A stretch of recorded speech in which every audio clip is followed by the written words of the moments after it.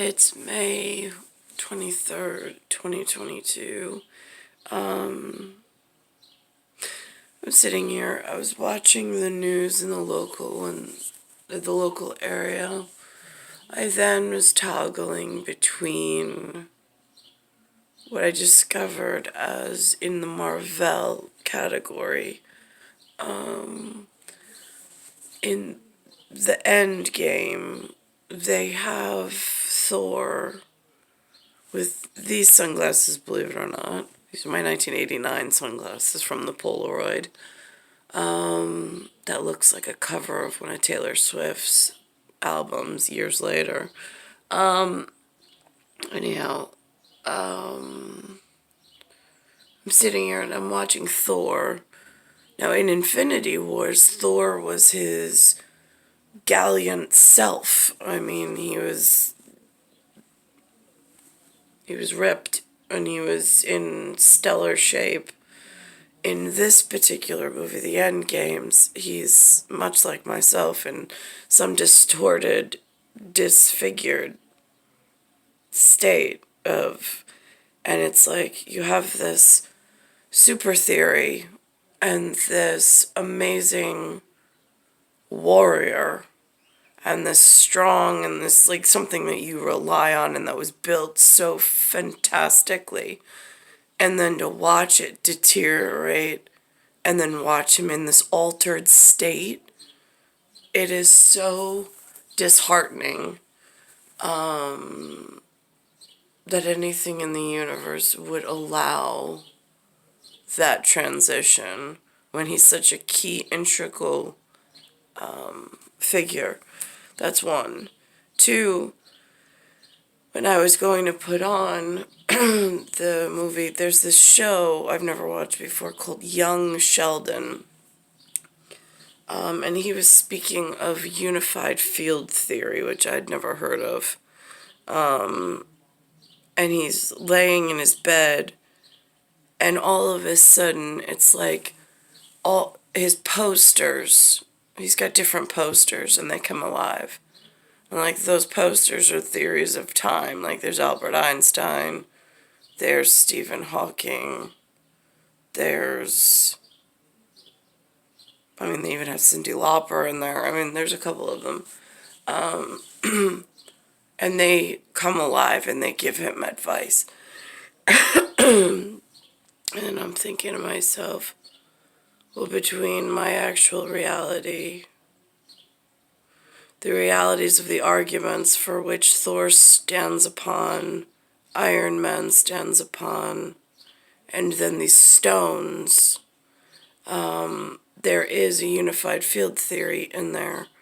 I don't know what components, though, are causing Thor and myself at this point to be in such dystopia and dyssynchrony. It's a maelstrom is the only word that I have for it. It's not a properly vectored and operating biological or argument at this point. Something is tearing at its seams, whether it be at the studio level, whether it be at sponsorship level, whether it be at collective bargaining level. I'm not quite sure.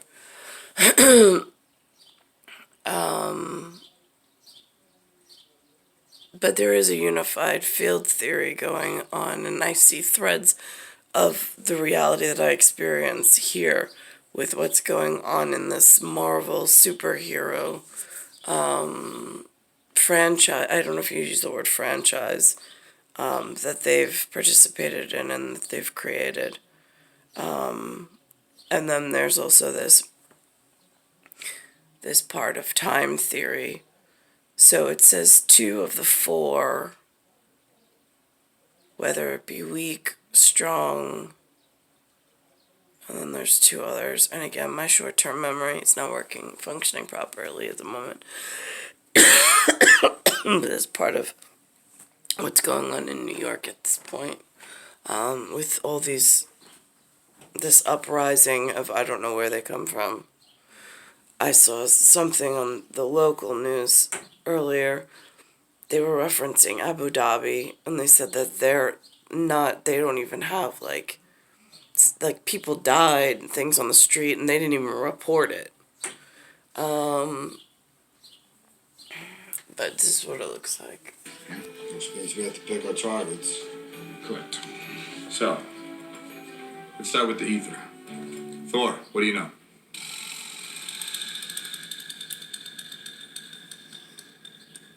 Is he asleep? No.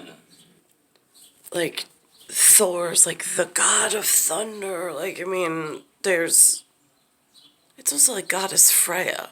You want Goddess Freya to be beautiful and taken care of, and like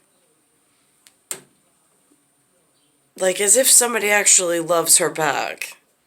It is so, in actuality, horrible to think of the careless neglect and the fact that there's nobody in a life frame that has been able to put anything together to like rescue Goddess Freya out of the muck and the mire and the whatever's going on.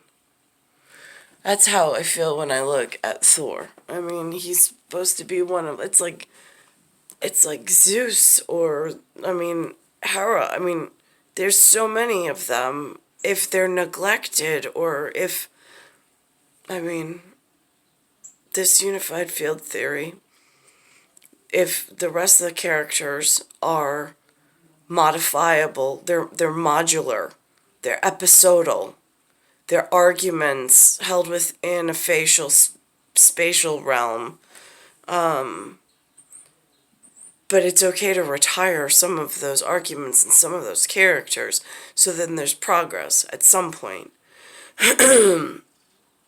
Again, I don't have like field strategy at my disposal, so it gets a little bit difficult, but I'm grappling with some of the anchor pieces.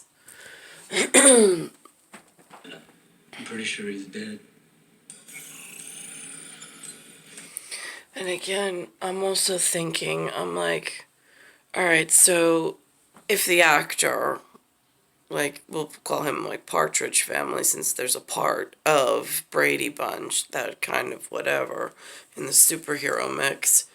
So we span all weekend strong theories.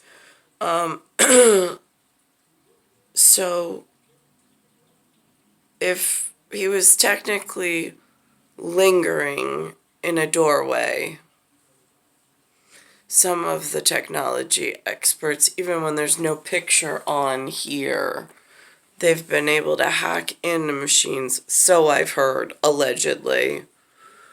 And then they can watch whatever's going on in the room, almost like a monitor. Again, I don't know who has that level of tech savvy. I never reached there myself, nor would I want that level of responsibility at the moment. But if sitting in this chair, having to look to this windows out to the world in order to try to string some UFT together, at times, I mean, I'm wearing plaid pants today, it may, and the same sunglasses, it may look like a heavy set whatever. Again, it's what's going on in neurotoxins and in field pollutants within the food and the biofuel, I mean, that one has to choose from.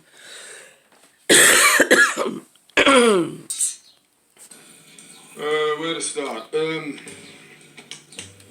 ether, firstly, is not a stone. Someone's called it a stone. That's the other thing, is like this disturbance in neural transmitters. Like, you just don't, like, I just don't feel as sharp as I used to be. I feel like there's some, I mean, they called it plaque earlier. Again, you have to make up and construct words in a very specific manner in order to, whatever, describe one's whatever field experience. So, It's almost like a cloudy fog, like a haziness. I know it lifts. There's been times where I've had the correct fuel in the field and I haven't been this foggy or this hard to make these connections. But to hold down a full-time job, first of all, I wouldn't even know where to go.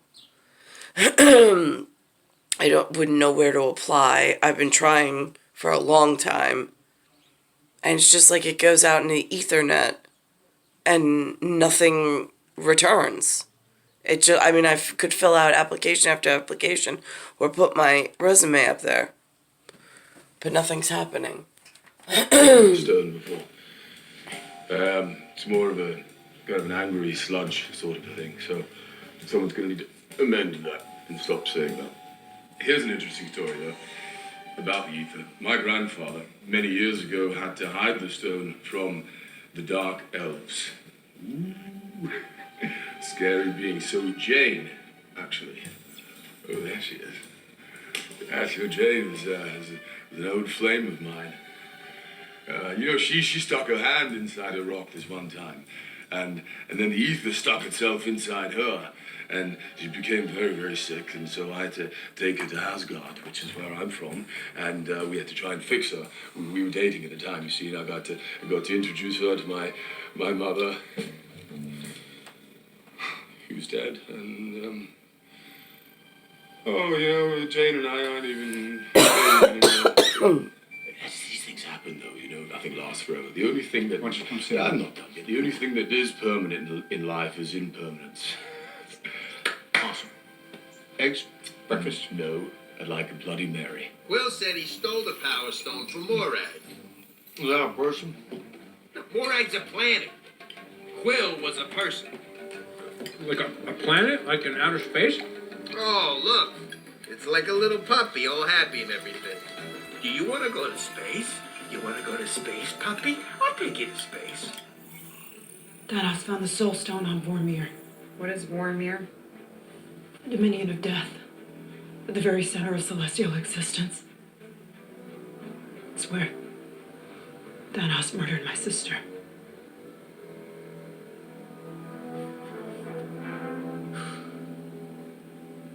Not it. That time stone guy. Doctor Strange. Yeah, what kind of doctor was he? Your nose throat meets rabbit from hat. Nice place in the village, though. He on Sullivan Street? Bleecker. Wait, he lived in New York? No, he lived in Bleecker and Sullivan. Listening to anything? Guys, if you pick the right year, there are 3 stones in New York. Shut the front door. That is one of my kids' favorite sayings, and I don't know where they picked that up from. All right.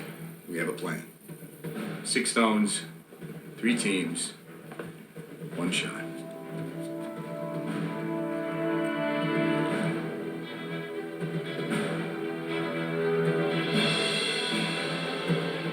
Five years ago, we lost. All of us. We lost friends. We lost family. We lost a part of ourselves.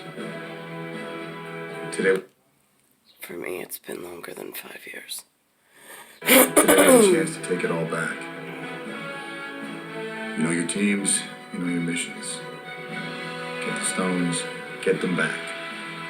1 round trip each. No mistakes. No do-overs. Most of us are going somewhere we know. That doesn't mean we should know what to expect. Be careful. Look out for each other. This is the fight of our lives. And we're gonna win. Whatever it takes. Good luck. He's pretty good at that. Right? All right, you heard the man. Stroke those keys, Jolly Green.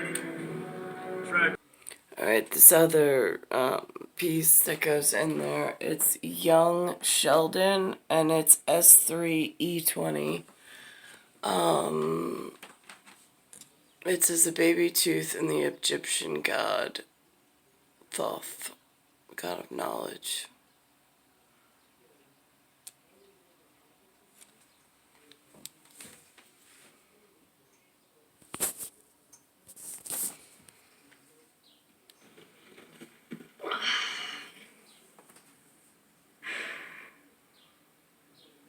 this isn't working. I disagree.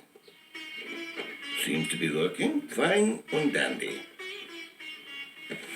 Mr. Einstein, I'm very excited to talk to you, but I was hoping to hear from Thoth, the Egyptian god of knowledge, so he could teach me the grand unified field theory again. Oh, the grand unified field theory. Well, la-di-da. He told it to me in a dream, but I can't remember. All right. Hang on.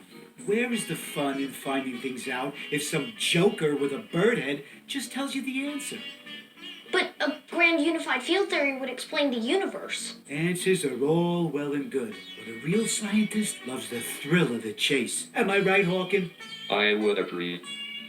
I do also enjoy the thrill of rolling over bubble wrap with my chair. It is fun to pop that stuff, isn't it? So fun. But what if I never figure it out? I never did, and my scientific career's nothing to sneeze at. Same here. Agreed. Don't look at me. I drive a Yugo. So none of you can help me? I believe I... Now, for the thing with Iron Man, Thor, whatever, if they're thought of as these hanging photos and these theories by themselves, a standalone, and they're just hanging on a wall in some studio agent's office, and at some point you might have to retire one of the characters, even though fan clubs and stuff may not want to go along with it. I mean, again, it's like having an Albert Einstein poster. It's like having a Stephen Hawking poster, and so on and so forth. I mean, they're all really important in the grand field theory, in a united field theory. But what I'm finding is between real world and where the movies took some of the storylines, there are gigantic gaps in what was needed that led to here, which is nothingness and nowhere. I believe I can. Sheldon, if I was offered a choice between all the knowledge of the universe or the endless pursuit of it, I would choose the pursuit. That's very insightful. That's what I'm technically, kind of, sort of, in a not really way doing at the moment, is they've put this two-way mirror on the wall. There's some kind of daily allowance of what's going on, and in a picture-in-picture window kind of a way, I'm overlaying what their broadcast is in order to unify the field with the theory that they're putting out. Hold it. He didn't come up with that. He stole it from Gotthold Lessing. Who's Gotthold Lessing? He's an 18th century German philosopher. Now, do you mind? We girls are trying to have some fun over here. Apologies. Sorry, Cindy Lauper. Our bad. I like fun. While I made my peace with not having the solution to a unified field theory, my intestines did not make peace with concentrated chamomile syrup. Oh dear. Bathroom emergency! Bathroom emergency! So that's what I'm up to at the moment. It's star 1978, star 8378, Nicole, Cattaruzza, it's Earth, Solar System, Milky Way, Universe, Galaxy is broken. It's Bayside Station, Bayside, New York, 1361. It's a narrow vision, it's a narrow tube, but it's so highly potent in the way that it's threaded together. It becomes very itemized and super important, or uber important.